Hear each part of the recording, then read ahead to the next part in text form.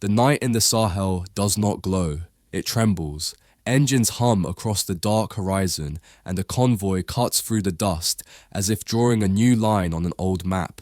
For years, this land watched partners arrive with promises and leave with minerals, influence, and silence. Towns dimmed, trust thinned, and the old alliances cracked under their own weight. But something changed. A new rhythm formed in the streets of Burkina Faso, where crowds raised flags not of submission, but of choice. Even the name Ibrahim Traoré began echoing beyond borders, a sign that the ground itself was shifting. Now, as Russian delegations step off planes and Sahel leaders step into a different kind of partnership, one question rises through the dust. If the axis of a continent is turning, what future is it pointing toward? Stay with this story. Its next chapter may redefine everything we thought we knew. The night the convoys appeared, few in the Sahel understood what it signified. Headlights cutting through dust were not new. Foreign uniforms stepping onto Sahel soil were not new. But the atmosphere was different, quieter, heavier, as though the land itself was holding its breath. For decades, foreign security partnerships came with strings attached, conditions, deadlines, evaluations written oceans away from the people they affected. Communities waited for safety that never fully arrived, and fields where children once played turned into front lines no one asked for. The turning point began slowly, almost imperceptibly. A meeting in Bamako here, a quiet withdrawal of French forces there, a series of small choices forming a new direction. Each moment seemed isolated, yet together they redrafted the political geometry of the entire region. Then came the announcements. Security cooperation agreements, joint statements about respect, partnership, sovereignty. At first, they circulated only among diplomats, researchers, soldiers. But soon, they reached the radios and market squares.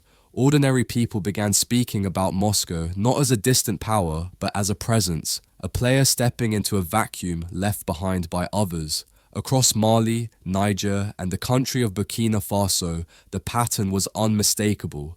Old alliances had frayed, trust had thinned, promises had expired, and the Sahel was tired of waiting. What Russia offered was not new in form, training, equipment, cooperation, advisors, but it was new in tone. Where previous partners spoke of benchmarks, Russia spoke of autonomy. Where others warned of instability, Russia framed Sahel countries as decision makers in their own security. Where some demanded political redesign, Moscow talked about respect for internal choices. For leaders in the region, that language mattered. For communities living under the shadow of armed groups, it mattered even more. A mother in northern Mali, interviewed outside a relief station, put it simply, "We do not care who helps us, we care who stays." On the ground, the shift manifested in visible sequence, cargo planes unloading equipment, military academies running parallel training programs, officials visiting air bases that once hosted European forces, new flags flying over old compounds, a literal redraw of the landscape. But beneath the uniforms and hardware, something deeper was unfolding.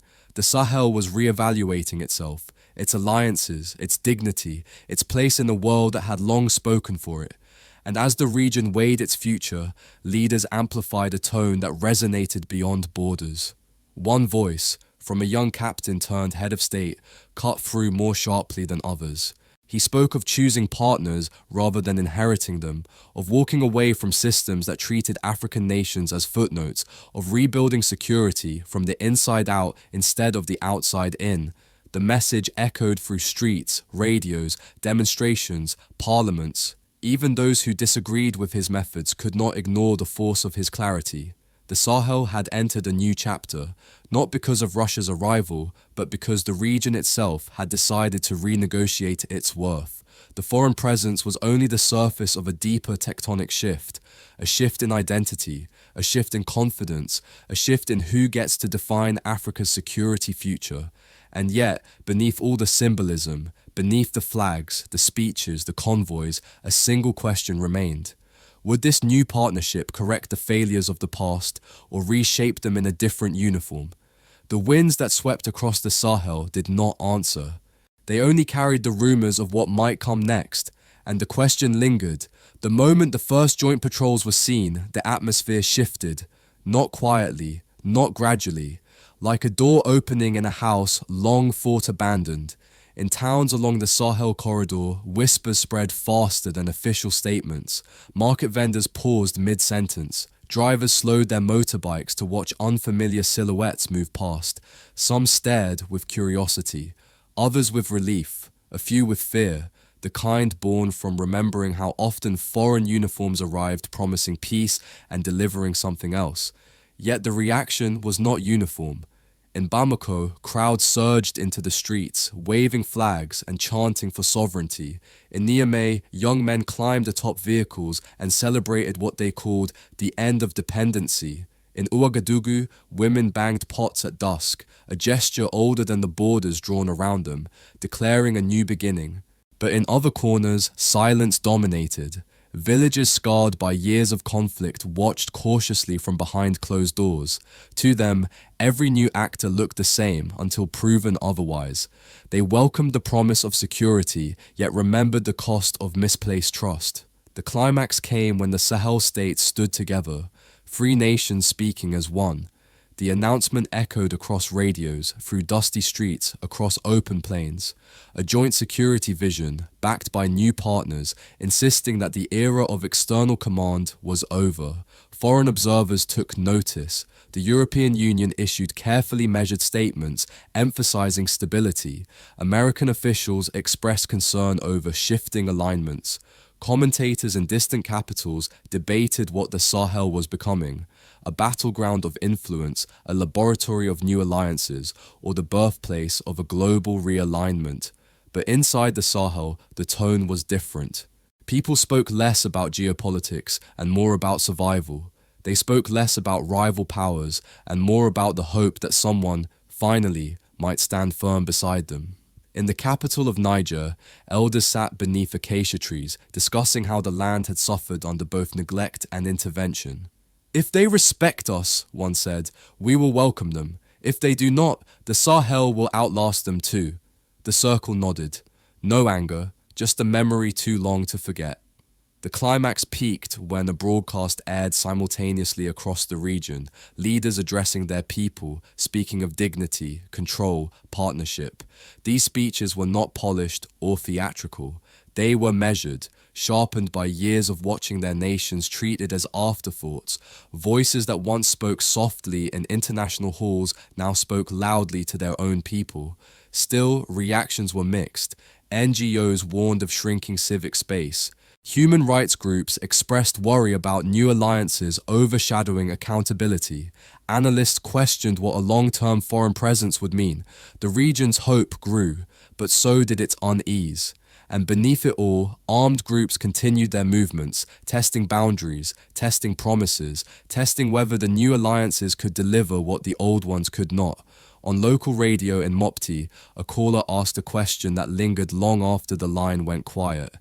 Will this partnership bring security to our villages or only to our capitals?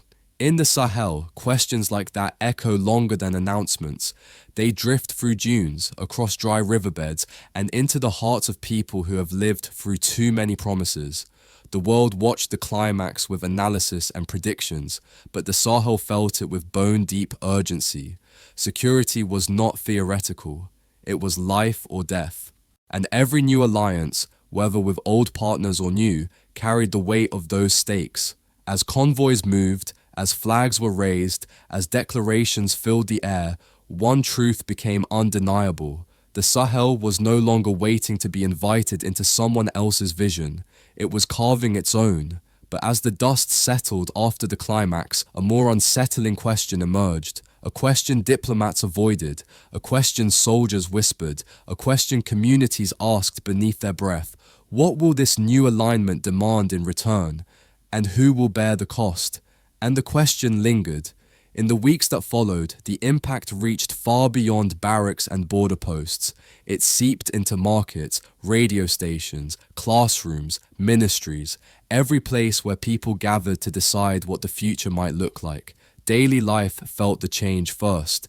Checkpoints grew more organized. Roads long abandoned due to insecurity saw cautious movement again. Farmers returned to fields at dawn, though never without glancing over their shoulders. The air held something unfamiliar, not safety, but the possibility of it. In the cities, political rhythms shifted. Officials who once spoke timidly about reform now addressed crowds with a newfound directness. Debates sharpened, old assumptions loosened. The Sahel's political class sensed that the era of waiting for external validation was ending. Still, the transformation was uneven. Some areas saw a fragile calm. Others faced renewed tension. Families displaced by fighting continued to wait in temporary shelters, trusting neither promises nor uniforms until they saw real change touch their doorsteps. In Burkina Faso, discussions intensified. Community leaders asked whether the new alliances would strengthen local defense brigades or replace them. Teachers wondered whether the new curriculum on sovereignty would connect with the realities their students lived every day. Parents weighed hopes against risks, hopes for a safer childhood, risks of being caught between shifting powers. Across the region, a deeper question echoed: who truly benefits when the map changes? Nations, communities, or only those who negotiate behind closed doors? Political analysts saw the recalibration clearly. Legislatures debated emergency measures with unusual speed. Ministries restructured agreements once dominated by external partners. The language of governance began to shift from dependency to autonomy, though some critics warned that any partnership involving powerful states could reproduce old patterns under new branding. In radio studios from Gao to Tahua, callers raised concerns as urgent as they were honest. Would local industries gain protection, or would foreign contractors simply replace previous ones? Would justice systems strengthen, or would security priorities overshadow them? Would communities finally be heard, or would decisions continue to flow from capitals to villages, never in the other direction? These were not academic debates. They were questions shaped by lived experience, by years of navigating institutions that often spoke in promises and delivered in half steps. Meanwhile, a new conversation emerged: the role of identity. The Sahel had long been treated as a frontier of someone else's war, a buffer zone, a strategic corridor, but a shift in public consciousness was taking place. People began speaking of themselves not as victims of geopolitics, but as actors within it. Dignity became a political tool. Sovereignty became a public demand, not a slogan. Even the name Ibrahim Traoré appeared frequently in these conversations, not merely as a leader, but as a symbol of defiance, a reminder that youth and authority could coexist in a region accustomed to aging power. Some embraced that symbolism wholeheartedly. Others questioned whether strong leadership would empower institutions or overshadow them, but no one ignored the fact that his rise had altered the region's political atmosphere. Economically, the consequences were complex. New agreements with external partners offered equipment, investment, and the possibility of development corridors. But economists warned that dependency in any direction remained a risk. Local businesses feared being overshadowed by foreign firms. Youth groups demanded investment not only in security, but also in agriculture, energy, and education, arguing that a future built solely on defense would not sustain the region's population. In community meetings across rural areas, elders posed a question that cut deeper than most. Will this new era build our villages, or only defend our borders? The political consequences rippled outward as well. Regional institutions were forced to confront a reality they had long attempted to manage. The Sahel was choosing its own trajectory, even if it diverged from established blocs and expectations. Some applauded the boldness, others worried about instability, but all recognized the significance of the shift. As the months unfolded, one truth became clear: the region was not merely changing alliances, it was redefining its relationship with power itself. Yet beneath all the movement, beneath the declarations and restructurings, a quiet unease persisted.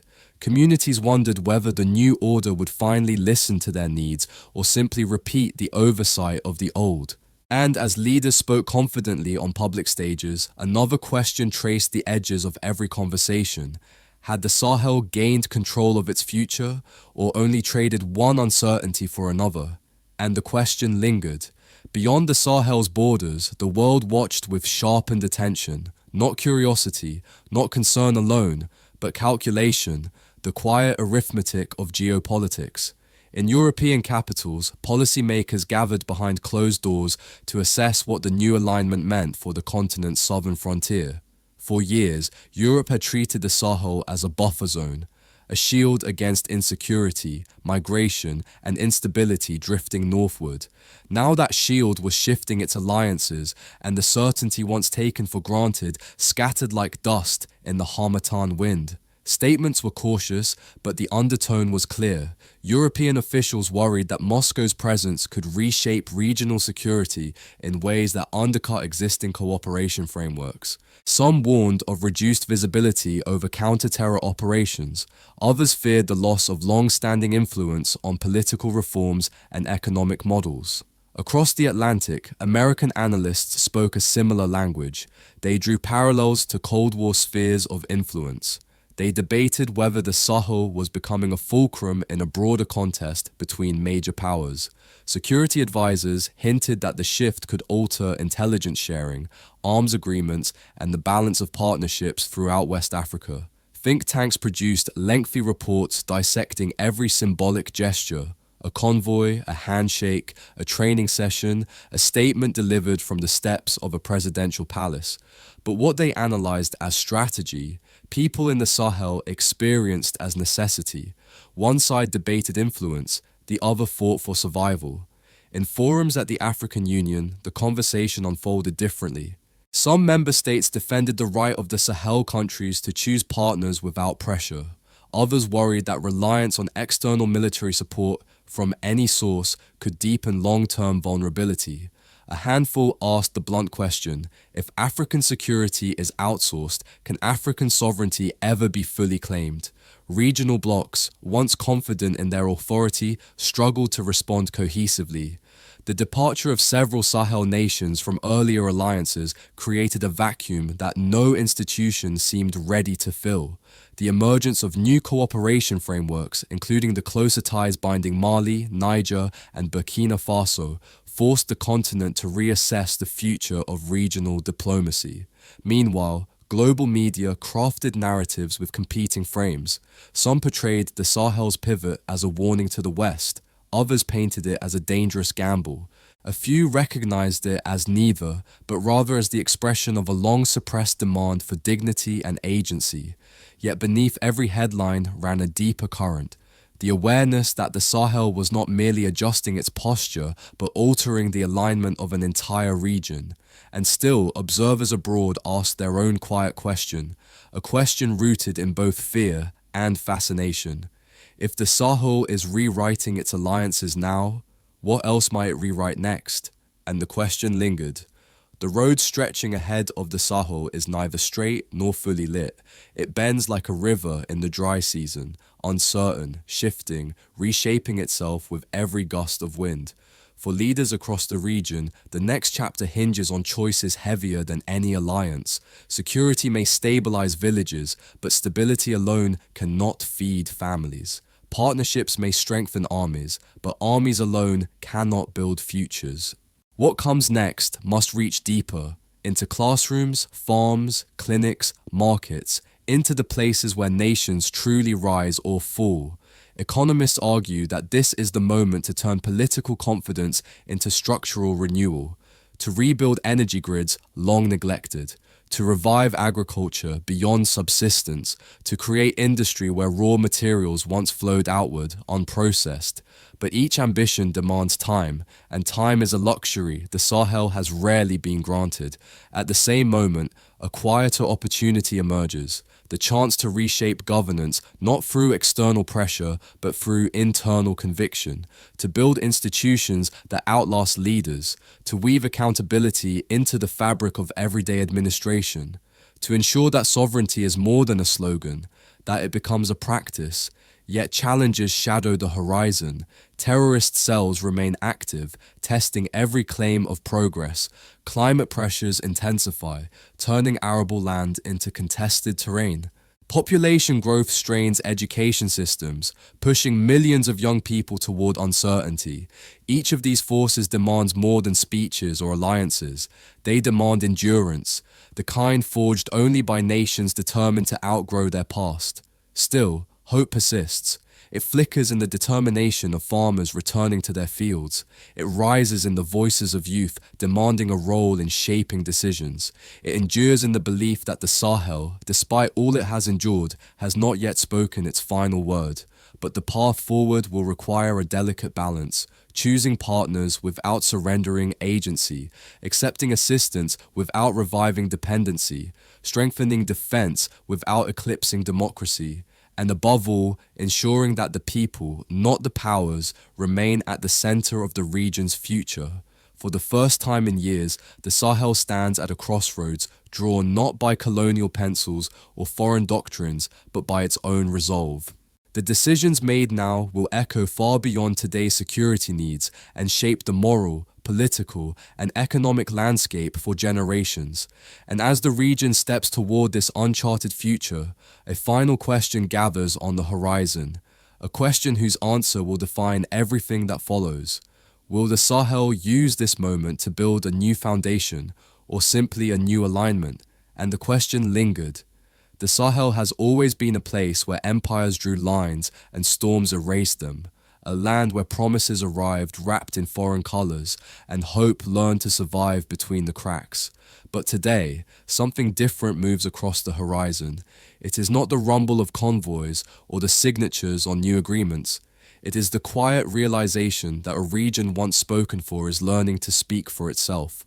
Along the roads of Niger, on the plateaus of Mali, and through the cities of Burkina Faso, people sense a shift deeper than alliances.